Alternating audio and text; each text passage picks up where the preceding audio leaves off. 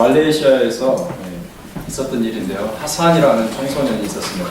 그 아이의 나이가 10대 중반이었는데 굉장히 유복한 시절을 보냈습니다. 매일 아침마다 신선한 맹고 과일을 먹고 여러 가지 과일을 먹으면서 뿐만 아니라 하루 세 끼 영양가 있는 음식을 먹으면서 살았습니다. 이것이 뭐 대단하겠는가라고 생각할 수 있겠지만 이 청소년이 자라던 그 시절 그리고 그 환경에는 동료 아이들이 하루에 한 끼 정도 먹을 수 있는 그런 환경이라고.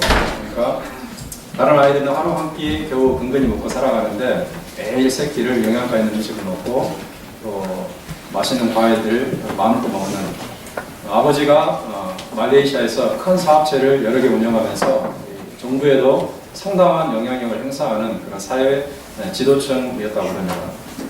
이렇게 행복하고 아무런 염려 없는 그런 삶을 살고 있었는데 어느 날 갑자기 그의 삶을 통째로 뒤집는 엄청난 일이 벌어졌습니다.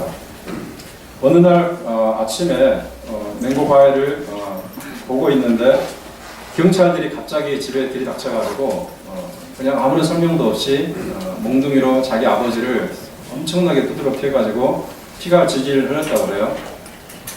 거기서 끝인 것이 아니라 그 아버지를 즉각적으로 경찰서로 데려갔습니다. 데려갔는데 아버지는 돌아오지도 못하고 그때부터 1년간 감옥에 갇혀있는 그런 삶을 살았다고 합니다. 불행히 거기에서 끝인 것이 아니라 어느 날 또 경찰들이 또 쳐들어와가지고 어머니까지 때렸는데 아마 머리가 잘못 맞았는지 그 자리에서 사망했습니다. 나중에 이 청소년도 이제 감옥에 들어가서 계속해서 열흘 동안 채찍이 맞았는데 거의 뭐 척추신경이 어긋날 정도로 이렇게 맞았다고 그래요. 그래서 이렇게 지옥 같은 나라를 보내야 했습니다. 그 아버지는 사회 저명 인사였는데 정부에 상당한 영향력을 미치는 그런 능력 있는 사람이었는데 하루아침에 중죄인이 된 것입니다. 왜 그럽니까? 그것은 그때까지 믿어오던 이슬람교를 버리고 예수님을 믿었기 때문이었습니다. 매주 금요일마다 이슬람교 사원에 가서 기도해야 되는데 기도하지 않고 또 이슬람교 경전인 코란을 매일 읽어야 되는데 읽지 않고 성경을 읽고 성경을 사무실에 두었다는 그런 이유로 경찰이 뒤를 켰겠죠. 그래서 아버지가 그렇게 잡혀가고 어머니가 사망을 하고 급기야는 어떻게 됐는가? 그 많던 재산을 다 국가에 뺏기고 아버지와 아들이 겨우 목숨만 건져서 무일푼으로 해외로 피난을 해야 했습니다. 그것도 밤중에 도망을 갔습니다. 만약에 이 사람이 예수를 믿지 않았더라면 어떠했을까? 남은 인생이 평생 동안 평안하게 다른 사람들이 존경을 받으면서 떵떵거리면서 살지 않았겠습니까? 가문도 번성했을 것이고 그 사회를 살아가는 그런 맛이 있었을 것입니다. 그런데 예수를 믿음으로써 모든 것이 어긋나고 말았습니다. 그래도 그와 그 아들은 어떤 신념을 저버리지 않았냐면은 예수님에 대한 믿음은 내 생명보다 더 가치가 있다. 이런 말을 되풀이했습니다. 사람들이 물어볼 때마다 나는 예수님을 믿은 것을 후회하지 않습니다. 예수님에 대한 믿음은 내 생명보다 더 가치가 있는 것입니다. 그러므로 나는 예수님을 통해서 그것 때문에 박해를 당한다 할지라도 이 믿음을 저버릴 수가 없습니다. 그런 얘기를 계속해서 반복해서 하고 많은 사람들에게 간증을 한 결과 그 내용이 책에까지 기록이 되는 그런 일이 있었습니다. 이상 핫산의 이야기는 이 세상에 예수님을 믿는다는 그것 때문에 엄청난 박해를 당하는 사람들이 적지 않음을 우리에게 말을 해주고 있습니다. 우리가 그런 사회에 살지 않아서 그렇지 이 사건은 사실 빙산의 일각입니다. 많은 사람들이 여러 종류의 고난을 당하고 있습니다. 그런데 우리는 어떻습니까? 미국이라는 자유주의 나라에 살고 있습니다. 종교가 허용이 됐기 때문에 어떤 종교를 믿어도 괜찮습니다. 박해가 없죠.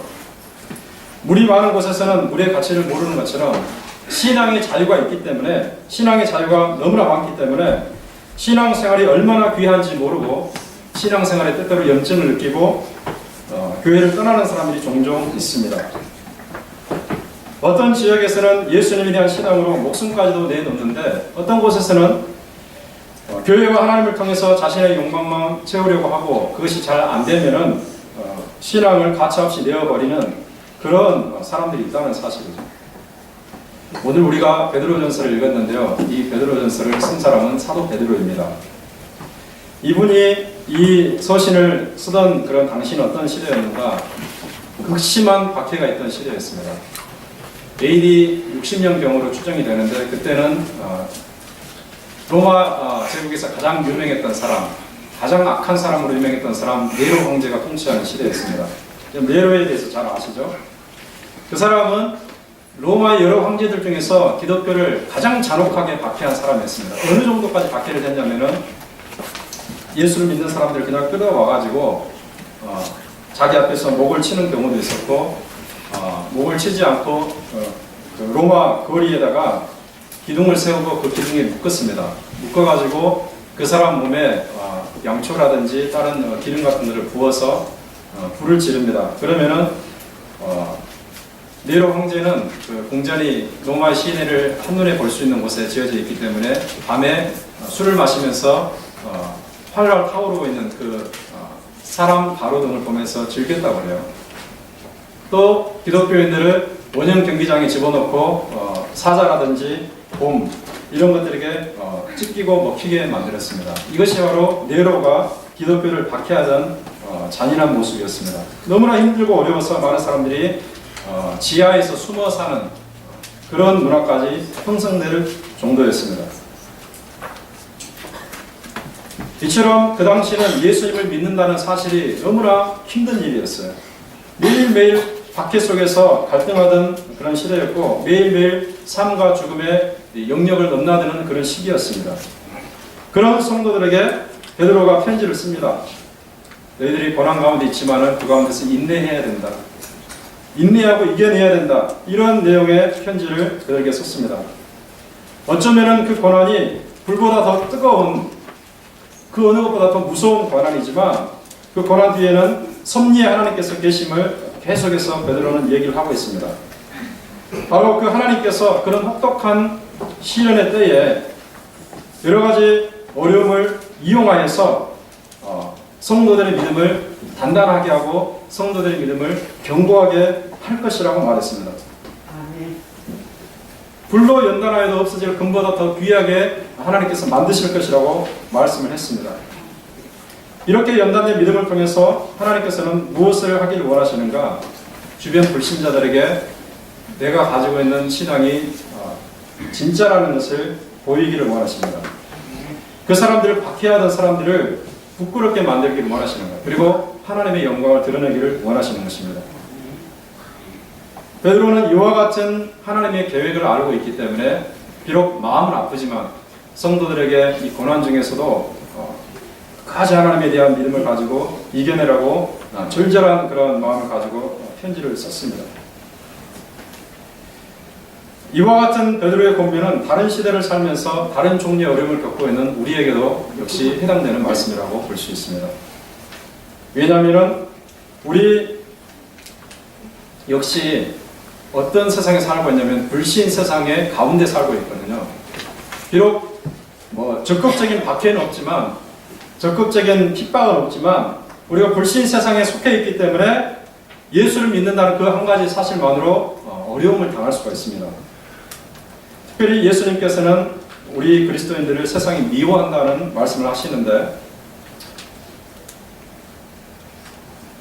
요한복음 15장에 보면 예수님께서 이렇게 말씀하십니다. 너희가 세상에 속하였으면 세상이 자기의 것을 사랑할 것이지만 너희는 세상에 속한 자가 아니요 도리어 세상에서 나의 택함을 입은 자이므로 세상이 너희를 미워하느니라.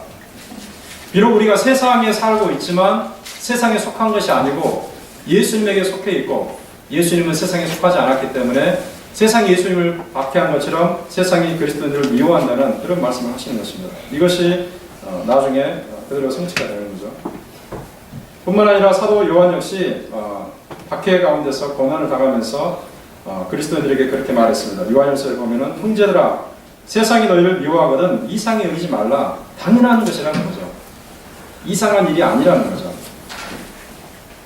불편하게 생각할 일이 아니라는 거죠. 세상이 뒤틀려 있고 세상이 왜곡되어 있으니까 진리의 길을 걷는 그리스도인들을 미워하고 따돌리는 것은 어쩌면 당연한 일이다. 그러니까 이상히 여기지 말라. 그냥 수용하면 된다는 것입니다. 어렵지만 수용하라는 것입니다. 특별히 오늘 사도 베드로가 이런 고난에 대해서 말하면서 우리에게 버팀목을 제시하는데 바로 그분이 누구인가? 예수 그리스도입니다. 만약에 예수님이 우리의 버팀목이 되지 않으면, 만약에 예수님께서 우리의 신앙이 본이 되지 않으면 우리는 참으로 이겨내기 어렵습니다. 여러분들이 신앙생활하면서 전혀 어려움을 당하지 않으셨다면 이 말씀이 참 부딪히기도 어려울 것이고 이 말씀 여러분의 마음에 들어가기도 어려울 것이지만, 만약에 신앙생활하면서 신앙 때문에 주님을 향한 헌신과 주님에 대한 그 믿음 때문에 어떤 모양이로든지 어려움을 당했다 그러면 여러분들에게 이 말씀은 상당한 임팩트가 될 것으로 믿습니다. 만약에 예수님께서 우리의 신앙의 버팀목이 되지 못하고, 만약에 예수님께서 우리의 신앙에 우리의 고난에 본이 되지 못하면 우리가 신앙 때문에 당하는 고난은 참으로 이겨내기도 어렵고 아무런 의미도 없습니다. 그런데 베드로는 예수님을 제시하시면서 예수님이 그렇게 고난을 당했고 예수님이 그렇게 우리에게 어떤 목적을 가지고 있기 때문에 고난 가운데서 이겨내는 것이 주님의 뜻에 부합하는 것이다 이렇게 말합니다. 특별히 오늘 2장 18절부터 25절의 내용을 사도 베드로는 이 사환들이라는 사람들을 언급하면서 시작합니다. 이 부분만큼은 적어도 사환들에게 주고자 하는 말씀으로 삼는 것입니다. 사환이라는 것은 무슨 말이냐면요, 오이케테스라는 말입니다. 이것은 노예라는 말하고는 달라요. 노예는 둘로스라는 단어를 썼습니다. 노예는 아니고 사환이라는 것은 뭐냐, 집에서 일을 하되 마치 집안 사람처럼 취급을 받으면서 월급을 받으면서 일하는 사람들이 사환이었습니다. 당시 로마 사회는 수많은 노예들이 있었는데 노예들은 그 주인의 그 재산과도 같은 그런 소유였습니다. 그러나 사환들의 경우는 인격적인 대우를 받으면서 월급을 받으면서 그렇게 자녀들도 가르치고 또 주인을 위해서 행정적인 일도 하고 그런 일을 했습니다. 용례를 보면은 누가복음 16장 13절과 사도행전 10장 10절에 보니까 어떻게 번역이 되었냐면은 이 단어가 집안 하인으로 번역이 됐습니다. 오이케테스가 집안 하인으로 번역됐습니다. 그러니까 집에서 인격적인 대우를 받으면서 그렇게 노예보다는 훨씬 더 좋은 환경에서 살았던 사람이라는 것을 알 수가 있겠죠. 자, 이 사환들을 향해서 베드로가 어떻게 권면하냐면요, 주인들에게 순종하라는 말을 하죠. 주인들은 누구인가? 절대적인 주권을 가지고 있습니다. 그 사람들에게 월급을 주고 그 사람들을 명령할 수 있는 그런 위치에 있습니다. 여기에서 이 사환들은 어떻게 확대될 수 있겠는가? 이 세상의 그 모든 국가 제도라든지 여러 가지 어떤 기구라든지 여러 가지 모임에서 밑에 있는 사람들을 대변한다고 말할 수가 있겠고, 이 주인들은 위에 있는 사람들을 대변한다고 말할 수가 있겠죠. 사도 베드로는 특별히 이 사환들이 모시고 있는 주인들의 경우 불신자임을 인식하고 있습니다. 그러니까 무슨 말입니까? 사환들은 예수를 믿는 사람들인데 주인들은 불신자라는 거죠. 그런 상황에 처해 있는 사람들에게 베드로가 얘기를 하는데 그 주인에 대해서 기본적으로 가져야 될 자세가 무엇인가? 순종이라는 것입니다. 순종이라는 것은 말 그대로 아랫사람이 윗사람을 따르는 것이죠. 권위 있는 사람의 명령에 굴복하는 것이 순종인 것입니다. 왜 순종해야 되는가? 그것이 하나님께서 정하신 질서이기 때문에 그렇습니다. 질서입니다. 오늘 본문을 우리가 연결해서 보게 되면 앞단락에 무슨 내용이 있냐면은 베드로가 이 정치 제도를 언급하면서 이렇게 말하는 것을 볼 수 있습니다. 인간의 모든 제도를 주를 위하여서 순종하라고 했습니다. 인간의 모든 제도를 주를 위해 순종하라. 이 제도라는 것은 먼저 가장 크게는 국가를 말합니다. 국가, 그러니까 뭐 공무원 단체의 모든 것을 말하겠죠. 그 제도, 하나님이 세우신 제도를 하나님을 위해서 순종하라는 거죠. 아랫사람이 윗사람에게 순종하는 것은 하나님이 세우신 질서를 따른다는 거죠. 또 본문 19절에도 보면은 이 사람들이 고난을 당하는 경우에도 누구를 생각하면서 참으라고 그랬냐면 하나님을 생각함으로 참으라고 그랬어요. 하나님을 개입시켜가지고 그렇게 참아내면 그것이 좋은 것이다 이렇게 말합니다. 우리는 여기서 두 가지 경우를 생각해 볼 수가 있겠어요. 주인의 경우 공정하고 선한 주인이 있습니다. 공정하고 선한 주인이 있습니다. 반면에 까닭 없이 괴롭히고 부당히 어려움을 주는 그 주인이 있습니다. 저도 옛날에 직장 생활을 좀 해봤습니다. 제가 4년 정도 신학교를 마치고 직장 생활을 해봤는데 저희 직장의 경우는 상당히 특이했습니다. 사장이 2명이 있었는데 그 두 사람이 친구간이었어요. 한 사람은 굉장히 선하신 분이었고 한 사람은 굉장히 부당하게 직원들을 괴롭히는 분이었습니다. 굉장히 맞지 않는 사람들이었는데 그분들이 이제 동업을 하면서 회사를 꾸려 나갔는데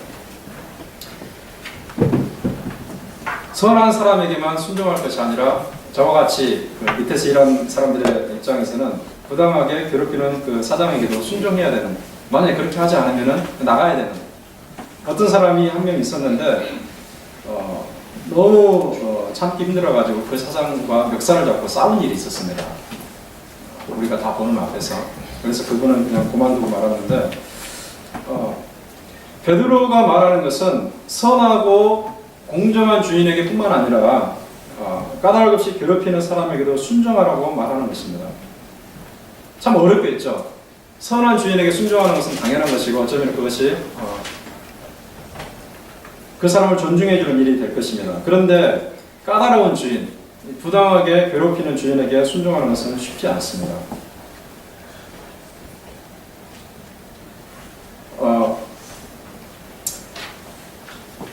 만약에 그 주인이 이유도 없이 괴롭히고 누명을 씌워가지고 학대해서 이 사람을 궁지로 몰아간다면 이 사람은 사실 베드로의 말을 듣기가 어렵습니다. 오히려 베드로의 말을 듣는 것을 어리석은 태도라고 말할 수가 있습니다. 어떤 논리를 말할 수 있겠습니까? 하나님은 정의로우신 분이잖아요. 그렇죠? 하나님은 정의로우신 분인데 어떻게 부당한 현실 앞에서 그것을 묵묵히 참고서 덮어두고 살아갈 수 있겠습니까? 지금 베드로 사도 당신은 잘못된 말을 하고 있는 것이 아닙니까? 이렇게 말할 수가 있어요.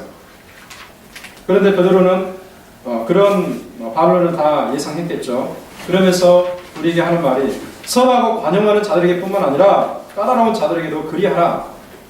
부당하게 고난을 받아도 하나님을 생각함으로 참으면 그것이 아름다운 일이다. 이렇게 말하는 것입니다. 참 쉽지 않은 일입니다. 자, 우리의 경우는 지금 우리의 청중을 우리가 생각합니다. 우리 여러분을 청중을 생각합니다.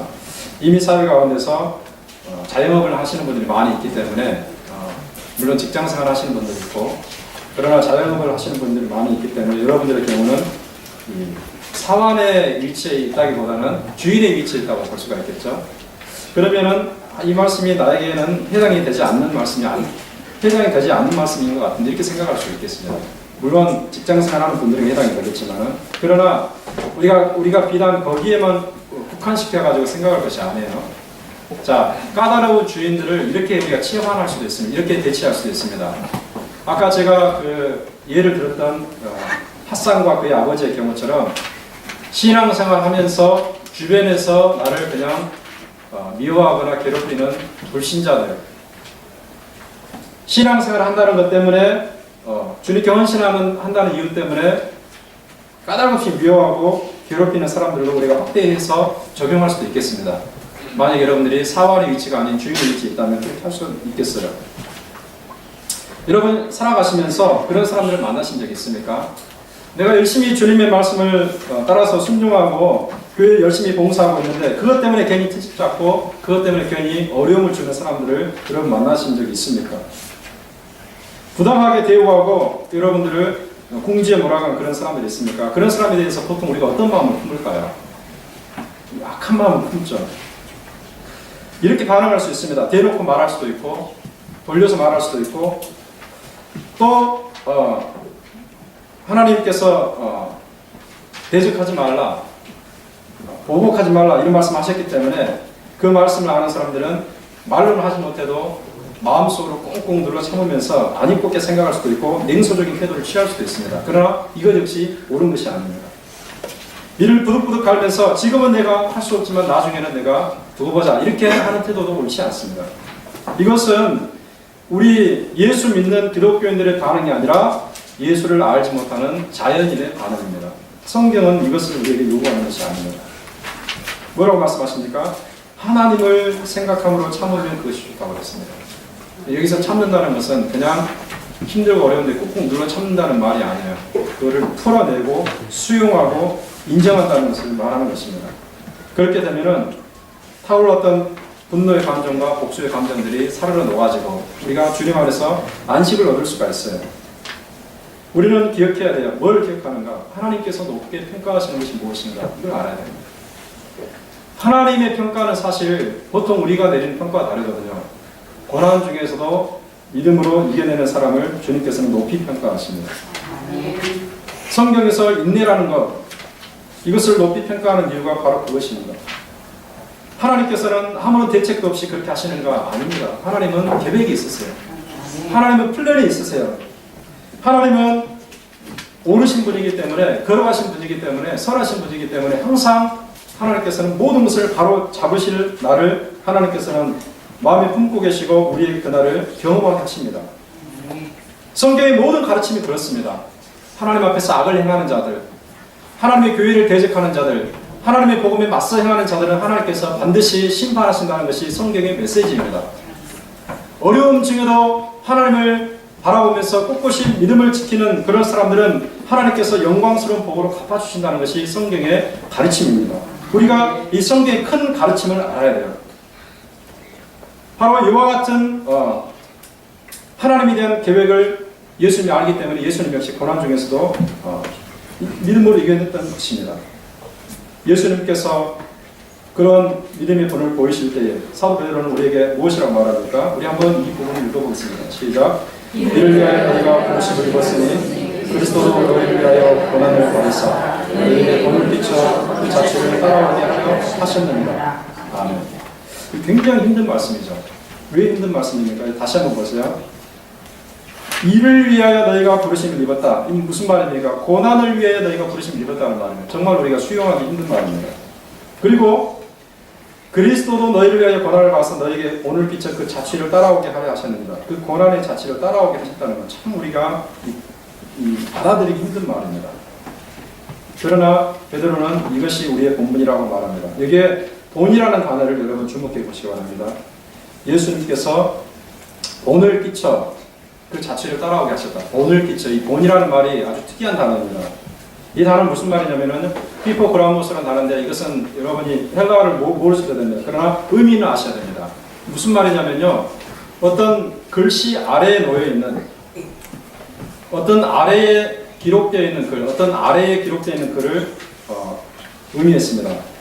무슨 말이냐면요. 그 당시에 그 사관들 중에서 주인의 자녀들을 가르치는 그 선생들이 있었거든요.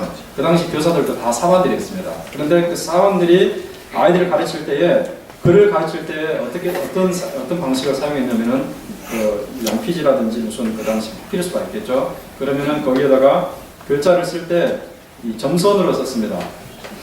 점선으로 실선을 쓰지 않고 점선을 쓴 다음에 아이에게 연필을 쥐어주고 펜을 쥐어주고 그것을 따라서 쓰게 했습니다. 여러분 생각나십니까? 저 중학교 1학년 때에 영어를 처음 배울 때 영어 노트도 그렇게 되어 있었죠. ABCD를 쓸 때 영어 ABCD가 점선으로 되어 있었습니다. 그래서 선생님이 집에서 100번 써와라. 그래서 우리 매일같이 숙제를 하고 했던 기억이 있는데 바로 그런 것입니다. 요즘 유치원 아이들이 글을 배울 때도 그렇게 되어 있는 노트를 가지고 글을 배웁니다. 점선으로 되어 있습니다. 가나다라, ABCD 이렇게 되어 있습니다. 바로 그것을 가리켜서 휘포그라모스라고 했습니다. 예수님께서 우리에게 끼친 본 바로 그것입니다. 무슨 말인가? 예수님께서 어떤 길을 걸어가셨습니다. 우리에게 정확하게 그 발자국을 따라오라는 거죠. 마치 점선으로 기록되어 있는 그 글을 따라 쓰는 것처럼 예수님께서 걸어가신 길을 그대로 따라오라는 거죠. 이것이 우리에게 주어진 일입니다.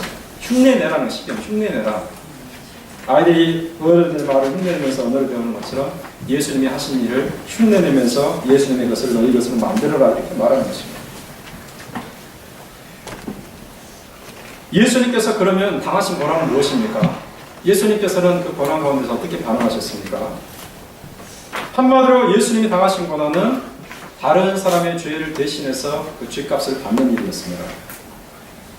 예수님은 여러분이 잘 아시는 것처럼 죄인으로 고소되어서 십자가에 매달리셨습니다.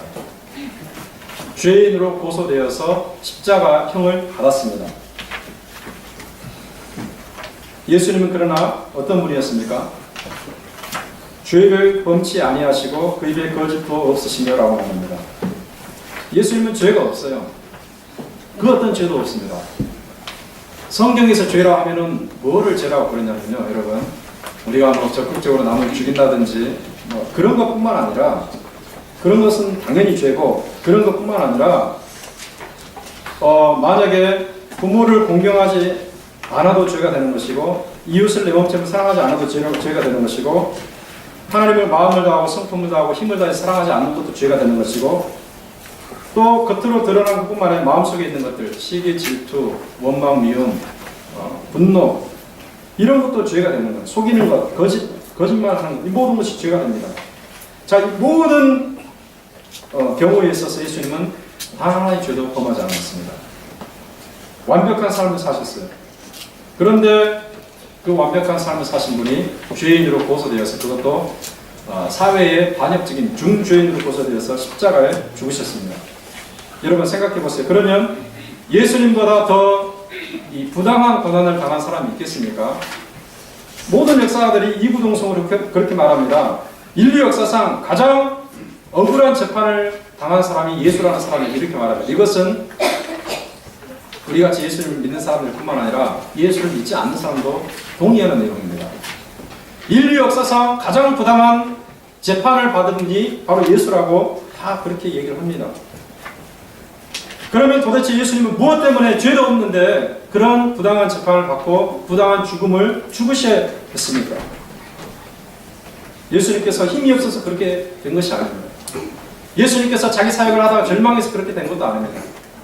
자기 삶을 자포자기해서 그렇게 그냥 자기 목숨을 내던진 것도 그런 것 아닙니다. 무엇 때문에 그렇게 하셨는가? 저와 여러분의 죄악 때문에 그랬어요. 여러분, 베드로가 하신 말씀을 보시기 바랍니다. 너희가 어디 있습니까? 친히 나무에 달려 그 몸으로 우리 죄를 담당하셨다 그렇게 말합니다. 여기서 나무라는 것은 십자가를 말하죠. 친히 그 십자가 나무에 달려서 우리의 죄를 그 몸으로 담당하셨다는 거죠. 우리의 죄 때문인 것입니다. 로마서 6장 23절에 보면은 죄의 싹은 사망이라고 그랬어요. 여러분, 우리가 일을 하게 되면은 월급을 받잖아요. 그리고 싹시라는 것은 일당을 말하는 것인데, 우리가 어디 가서 일을 하게 되면 일당을 받습니다. 50불을 받을 수도 있고 30불을 받을 수도 있고 100불을 받을 수도 있고 일당을 받습니다. 일당을 주지 않으면 그거는 법에 어긋나는 것입니다. 죄를 지으면 그 싹시 뭐냐? 사망이라고 그랬어요. 하나님 앞에서 영원히 심판을 당하는 사망입니다. 그런데 예수님께서는 우리가 사망에 처하지 않도록, 우리가 하나님의 심판에 처하지 않도록 자기 몸에 그 형벌을 지우셨다는 거죠. 마땅히 지옥 형벌을 받을 수밖에 없는, 그 지옥 형벌을 피할 수 없는 우리를 대신해서 예수님께서 그 죄값을 치르셨어요. 죄값을 치르셨어요. 십자가상에서 예수님께서 하신 많은 말씀 중에 이런 말씀이 있습니다. 다 이루었다 그랬어요. 우리가 가상칠언이라고 그러죠. 십자가상에서 7마디를 하셨는데요. 7마디 가상칠언. 7마디 하셨는데 그 중에 한 마디가 뭐냐? 다 이루었다 그랬어요. 이 말은 무엇인가? 두 가지 의미를 가지고 있습니다. 하나는 내가 이 땅에 와가지고 해야 될 모든 사명을 다 성취했다. 그런 뜻이 포함되어 있습니다. 하나님의 사명을 다 이루었다. 다 성취했다. 또 다른 하나의 의미가 뭐냐? 그것은 다 갚았다라는 말입니다. 다 치루었다는 말입니다. 우리가 다른 사람에게 돈을 빌려가지고 기한이 되면 다 갚아야 되잖아요. 우리 1년에 한 번씩 국가에 세금을 내야 되잖아요. 바로 빚을 다 갚은 사람에게, 그 다음에 세금을 다 낸 사람에게 공증으로 쓴 글이 있는데 바로 그것이 이 단어였습니다. 그러니까 예수님께서는 십자가상에서 하나님이 맡기신 모든 사명을 다 감당하실 뿐만 아니라 우리가 우리의 죄악 때문에 하나님 앞에 치러야 될 죄의 삭스를 다 치르신 거죠. 우리의 죄의 값을 다 대신 갚아주신 것입니다. 마태복음 18장에서 예수님께서 그런 예화를 하셨잖아요. 1만 달란트 빚진 자가 있었습니다. 그런데 그 사람이 그 갚을 길이 없어요. 여러분 1만 달란트라는 것은 오늘날 돈으로 환산하면 60조 원입니다. 60조 원. 그러니까 왜 그런 액수를 가지고 예수님께서 비유를 드시는가? 사람으로서는 자기의 죄값을 도무지 해결할 수 없다. 사람으로서는 하나님 앞에 빚진 죄값을 스스로 갚을 수가 없다. 너무나 커서 갚을 수가 없다. 이것을 강조하기 위해서 1만 달란트라는 말을 씁니다. 그런데 갚지 못하니까 이제 목숨으로 대신해야 되잖아요. 이 사람 빌고 또 빌리니까 주인이 어떻게 해줍니까? 그냥 탕감을 해줍니다. 탕감이라는 것은 무슨 말입니까? 하나도 받지 않겠다. 이자뿐만 아니라 원금도 받지 않겠다. 탕감이 무슨 말인가? 우리가 하나님 앞에서 말할 수 없는 죄인으로서 그 죄의 삭스를 치러야 되는데 우리가 할 수 없습니다. 영원히 지옥에서 살아야 되니까 그것이 너무나 불쌍해서 탕감해 주셨다는 것을 말합니다. 예수님이 십자가를 지심으로 우리는 탕감을 받은 것입니다. 바로 이것을 가리켜서 대속죽음이라고 해요. 대속죽음. 대신해서 죽었다는 거죠. 그것을 가리켜서 구속이라, 대속이라, 속죄라 그렇게 말하는 것입니다. 기독교는 속죄의 종교이고 대속의 종교이고 구속의 종교입니다. 우리 스스로 노력을 통해서 종교적인 수련을 통해서 죄의 값을 갚는 것이 아니라 우리가 그렇게 할 수 없으니까 죄가 없는 하나님의 아들 예수님이 이 땅에 오셔가지고 자기의 몸을 십자가에 던짐으로 그렇게 하신 것입니다. 우리를 위해서 대속적으로 죽으심으로 말미암아 우리를 하나님의 자녀로 만들어 주셨어요. 바로 이것이 은총이고 바로 이것이 은혜입니다. 이러한 은혜를 통해서 우리가 어떤 삶을 살게 되는가? 이제는 길을 찾는 삶을 살게 됩니다. 우리 한번 25절을 같이 읽어보겠습니다. 시작. 너희가 전에는 양과 같이 길을 잃었더니 이제는 너희의 영혼의 목자와 같은 뜻인 일에 돌아왔느니라.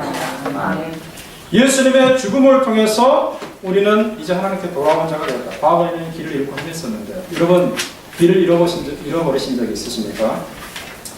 저는 몇 번 있었던 것 같은데 가장 기억에 남는 일이 한 가지가 있는데요.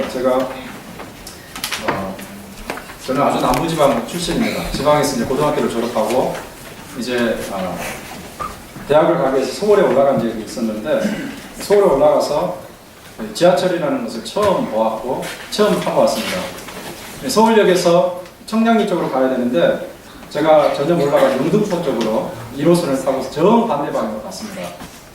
가다 보니까 이 목적지가 나오지 않는 거예요. 계속해서 멀어져 가고 있는 것을 보고 제가 급히 내렸습니다. 내려가지고 지식이 있었으면 다시 돌아가서 타면 되는 것인데 밖으로 나와가지고 택시를 타고 학교에까지 간 일이 있었습니다. 300원이면 갈 일을 5,000원을 들여가지고 간 일이 있었는데 이 길을 잃었을 때 얼마나 황당하겠습니까? 고향도 아니고 생전 처음 와본 데에서 길을 잃어버리면은 여러분 서울이 얼마나 무서운데 그런데 거기 길을 잃었어요. 정말 당황스러웠습니다. 이렇게 길을 잃는 것은 정말 난감한 일입니다. 그런데 사실 우리가 하나님 앞에서 길을 잃어버린 그런 영적인 미아였다는 사실이지가 않아요. 영적인 미아였어요. 하나님 앞에 나아갈 수 있는 길을 발견하지 못하고 우리는 그 영역 밖에서 헤매면서 울면서 그렇게 살았습니다.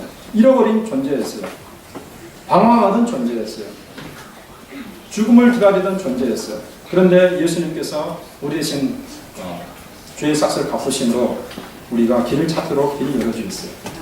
그렇게 말씀하셨잖아요. 내가 그 길이요 진리요 생명이 나로 말미암지 않고는 아버지께 올 자가 없는. 우리가 예수님이라는 길을 통해서 하나님을 찾는 하나님의 생명을 발견하는 역사가 있었습니다.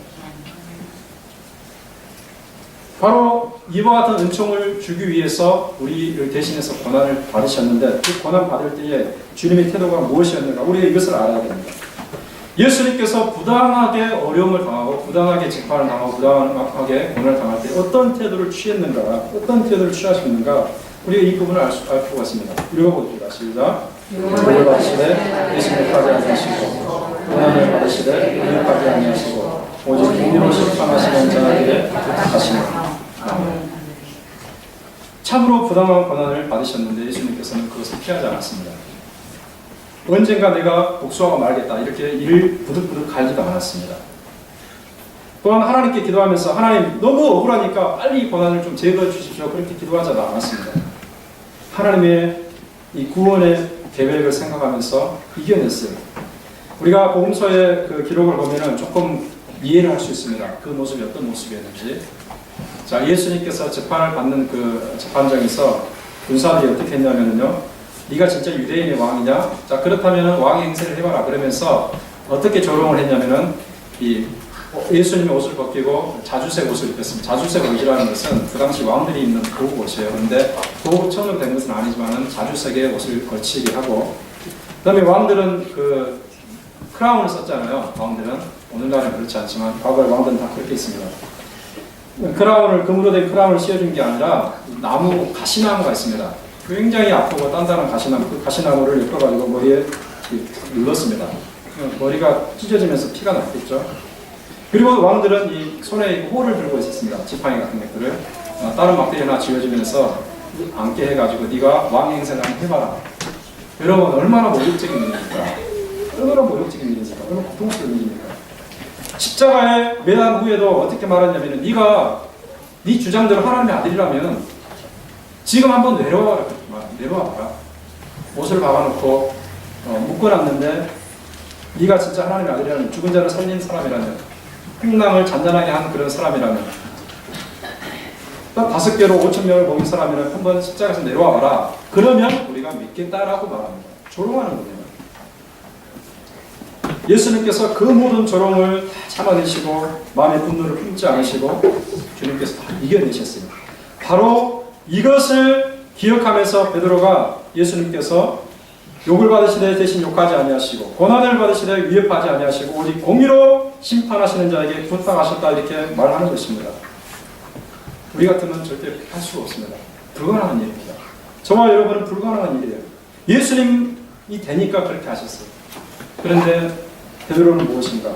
우리에게 그런 믿음의 본을 따라가는 것이 예수님의 제자의 모습이라고 말하는 것입니다. 예수님께서는 공의로 심판하는 자에게 부탁하셨어요. 하나님께 부탁하셨어요.